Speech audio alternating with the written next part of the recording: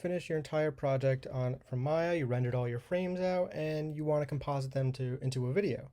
So doing that is pretty simple. I'm just going to run through it really quick on what we're going to do. So right now I'm in After Effects, and what I'm going to do is I'm just going to go to File, Import File, and in this case I already have it going to a folder just for example. So I have a bunch of frames.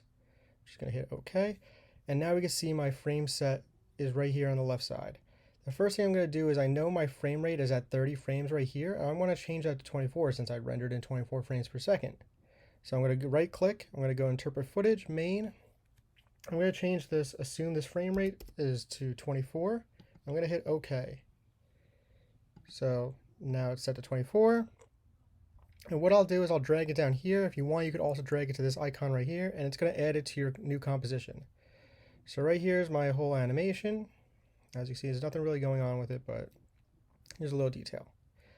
So since all I'm doing is compositing it together for rendering, we don't really need to do too much. We don't need to do any post things or anything like that. So what I'll do is I'll go to Composition, and I'm going to go to Add to Render Queue. After that, I'm going to go to where it says Output To. I'm going to click on there.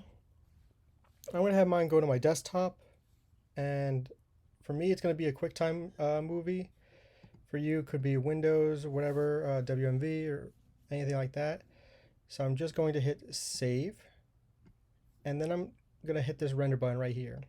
Then that blue bar is going to go across, and we're going to ignore that plugin problem, but once it goes all the way across, your render will be done and you should have a video on your desktop.